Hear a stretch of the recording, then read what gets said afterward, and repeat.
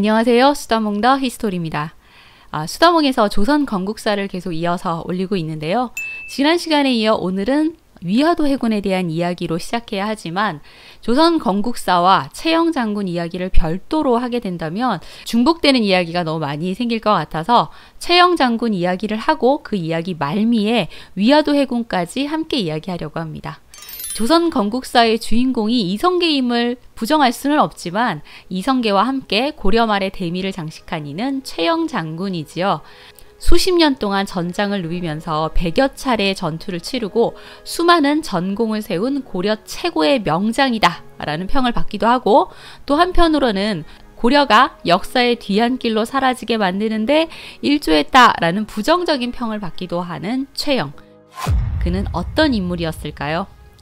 채영은 충수강 6년인 1316년 개성에서 사원규정 채원진의 아들로 태어났습니다. 아버지 채원진은 채영이 16살 때 사망을 했다고 하는데요. 우리가 잘 알고 있는 황금보기를 돌같이 하라 라는 말은 아버지가 남긴 유훈으로 채영의 평생의 생활신조가 되었다고 합니다. 채영의 가문을 살펴보면 강원도 철원의 옛 이름인 동주채씨로 그 시조가 최준옹입니다. 최준옹은 태조 왕건을 도와서 고려를 세운 건국공신으로 사만공신에 책봉되었고 정일품 삼중대강태사에 오른 인물이죠. 그리고 채영의 5대조인 채유청이 집현전 대학살을 지낸 이후로 이 채영의 집안은 대대로 문관에 올라 문벌 가문이 됩니다. 그렇다면 채영도 문신으로 등극을 해야 했지만 젊었을 때부터 풍채가 당당하고 체력이 남보다 뛰어나고 무예를 즐겼다고 하고, 그래서인지 문신으로 등극하지 않고 무신의 길을 걷게 되지요. 저명한 문신 가문의 동주 채씨 가문으로서는 무신으로 등극하는 것이 아주 이례적인 일이었다고 합니다. 이 채영의 무장으로서의 핏줄은 외가에서도 전해져 온 것이 아닌가라는 생각이 드는데요. 어머니가 황해도 봉산지씨인데 이 봉산지씨 가문이 무장 가문이었던 것이죠. 지채무는 1010년 제2차 거란 침략 때 피난을 하던 현종을 끝까지 지킨 충신으로 그 가문을 빛낸 무장이었습니다.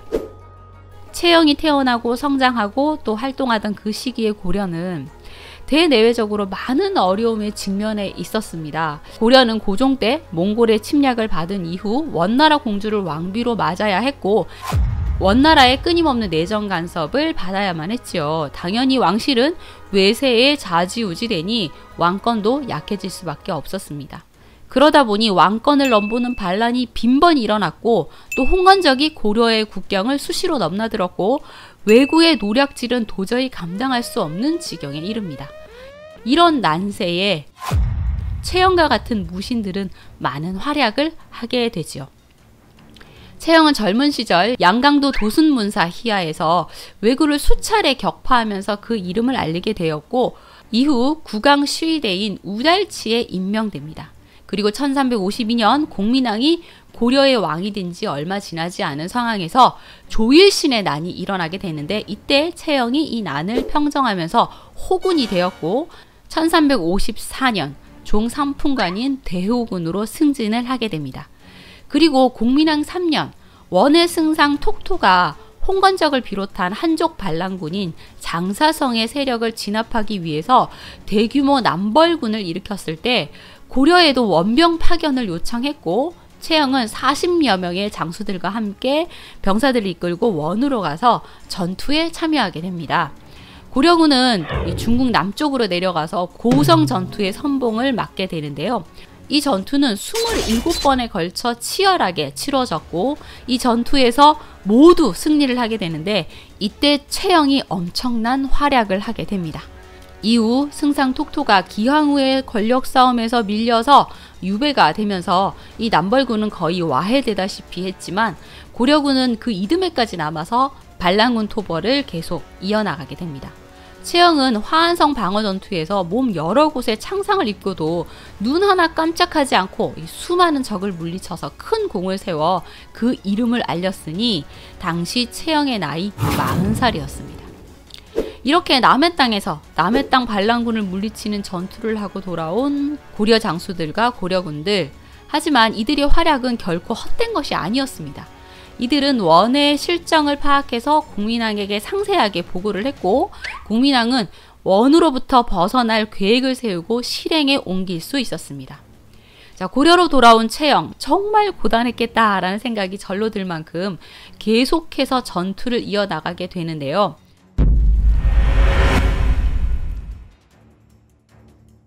(1355년) 국민왕은 기양후의 세력인 기씨 세력들을 모두 숙청하고 채영에게 압록강을 건너가서 이 원의 역참을 공격하도록 명했고, 채영은 압록강 서쪽을 공격해서 파사부 등 일부를 되찾는 활약을 했고, 또 1357년 동북면 채복사를 거쳐 이듬해 양광 전라도 왜구 채복사가 되어서 오예포를 침략한 왜적의 배에 석파하는 등의 공을 세우게 됩니다.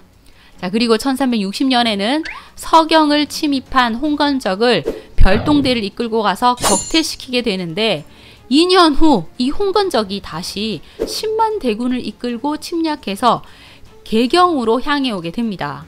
이때 채영이 목숨을 걸고 개경을 지키겠습니다 하며 눈물로 말렸지만, 국민왕은 결국 이 안동으로 파천을 하게 되었고, 개경은 홍건적의 점령을 받게 되었죠. 고려는 이때 엄청나게 큰 피해를 보고 정신을 차리지 못했는데요. 1362년이 되어서야 이 채영과 안후 이방실 등이 반격에 나섰고 개경을 탈환할 수 있게 됩니다. 이때 너무나 치열한 전투를 했던 만큼 고려군의 피해도 막심했는데요. 채영은 전투가 끝난 후 전사자의 시체를 걷어 매장을 하는 등 무신으로서의 예를 갖추었고, 구제소를 설치해서 식량을 보급하거나 이 곡식의 종자를 나누어 주어서 백성들의 생계를 위한 활동을 하면서 고려의 재건에 힘쓰기도 합니다. 제가 국민왕 편에서도 이야기를 했었지만, 이후 홍건적을 몰아내는데 공을 세운 정세훈, 안후, 이방실, 김득배가 죽임을 당하게 되는데, 김용이 연루되어 있었죠. 이후 이 김용은 흥왕사의 변, 즉 반란을 일으켜서 국민왕을 시해하려고 하는 사건을 일으키게 되는데, 이때도 채영이 이 반란을 진압하고 국민왕의 목숨을 구했고, 그리고 국민왕 13년에는 더 큰 군이 이 원나라 군대를 이끌고 압록강을 건너왔는데, 이때도 무너진 군대를 삼엄한 군율로 수습해서 원나라 군을 몰아내면서 다시 한번 국민왕을 위기에서 구해내게 됩니다. 그리고 같은 해 채영은 연주에 침입한 원의 동령노만호 박백야대를 물리치고 곧이어 동서강도 지휘사가 되어서 교동 강화에 쳐들어온 왜구를 물리치게 됩니다. 당시 채영의 나이는 50세였습니다. 자, 이렇게 많은 전공을 세우며 고려의 명장으로 떠오르게 된 채영. 이 고려사의 기록을 살펴보면 채영은 그 성질이 강직하고 충실하며 또 청렴하였다. 전선에서 적과 대치하여서는 태어나였으며 화살이 빗발같이 지나가도 조금도 두려워하는 기색이 없었다. 군사를 지휘함에 있어서는 규율을 엄격히 세워 반드시 이겼으며 전사가 한 걸음만 물러서도 곧 목을 베었다. 그러기에 크고 작은 수많은 전투에서 어디서나 승리를 쟁취하였고 일찍이 패한 적이 없었다 라고 기록하고 있는데요. 그의 성정과 전공, 엄정한 군율에 대한 기록을 하고 있는 것입니다. 좀 융통성이 없는 것이 아닌가라는 생각이 들 정도로 엄격한 군율로 이 병사들을 다스렸는데, 당시는 백성들을 힘들게 하는 것이 왜구뿐만 아니라 고려군도 마찬가지였다고 합니다. 이에 채영은 병사들이 소아말을 함부로 잡아먹으면 절대 용서하지 않고 사형에 처하거나 팔을 잘라 군기를 엄하게 세워 백성들에게 피해가 가지 않도록 했다고 합니다. 이 엄한 군율은 채영과 인척관계에 있더라도 예외가 없었다고 하네요.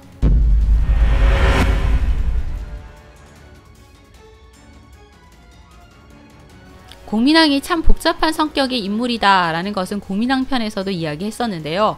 굉장히 즉흥적이고 다혈질이라서 왕의 심기를 건드려 화를 당하는 신하들이 종종 있었습니다.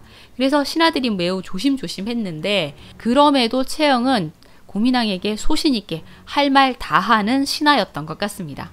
국민왕 11년 8월 덕훈군의 난이 끝난 후 국민왕이 풍저창사 정득연에게 총애하는 환관들에게 쌀을 내어주라는 명을 내리게 됩니다. 홍저창은 중앙정부의 재반 경비를 주관하는 부서로 왕이나 중앙관서들이 임의로 재정을 유용하는 것을 막기 위해서 이곳의 재물을 출납하기 위해서는 도첨의부와 밀직사의 허가를 받아야 하는데 이 두 기관의 허가가 없다면서 정득연이 이 교지를 받아들이지 않았던 겁니다.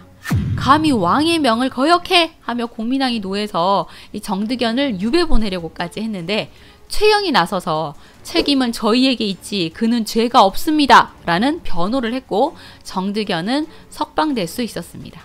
최영은 이렇게 왕의 명이라도 부당하다는 생각을 하면 소신 있는 발언을 할 수 있는 인물이었는데요. 그 당시에는 공민왕 역시 그래 공의 말이 옳다라고 넘어갔겠지만 사실 공민왕의 성격상 자신을 거역하는 모든 말을 기억해 두었을 것이고 최영의 이 꼬장꼬장함은 그에게 위기를 가져오게 됩니다. 최영은 공민왕 14년 5월 신돈이 집권을 하게 되자 큰 위기를 맞게 됩니다. 신돈은 집권 후 대대적인 숙청을 하게 되는데 그 첫 대상이 바로 최영이었습니다. 사실 신돈 편에서도 이야기를 했지만 최영과 신돈은 사이가 좋을 수 없었죠.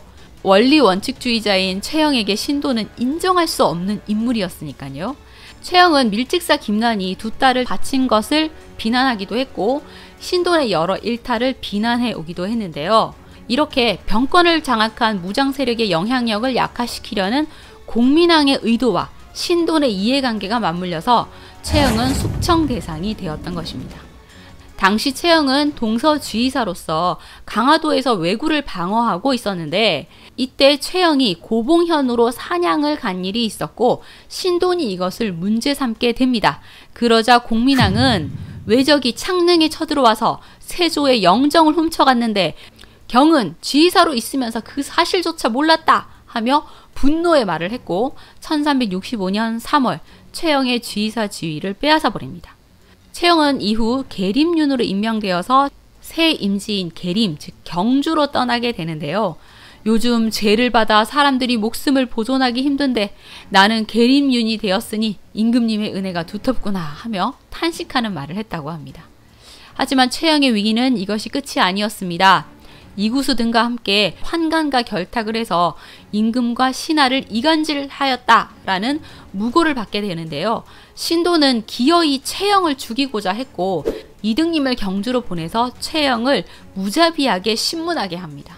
최영은 심한 고문을 받으면서 한 치 앞도 내다볼 수 없는 상황에 놓이게 되었고 거짓으로 내가 그랬소 라고 자복을 하면서 차라리 처형시켜달라는 말을 합니다.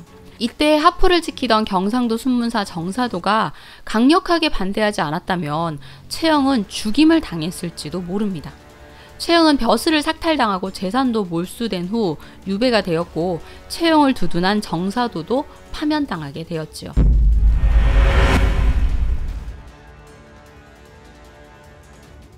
최영이 유배 생활을 하는 사이 원은 몰락하고 명이 급성장을 해서 고려의 대외 관계에는 큰 변화가 생겼고 새로운 신진 관료들이 성장을 하고 있었습니다. 그리고 왜구의 공세가 너무 심해서 최영의 무장으로서의 능력이 절실히 필요해졌죠. 결국 공민왕 20년 신돈이 제거된 후 6년간의 기양살이 끝에 최영은 다시 소환되어 찬성사에 임명되게 됩니다.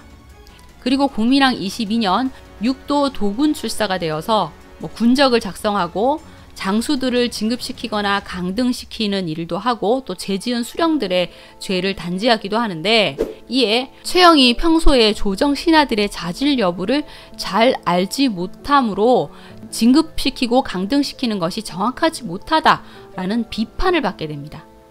이는 최영의 성격을 다시 한번 보여주는 일화라고 할 수 있겠는데요.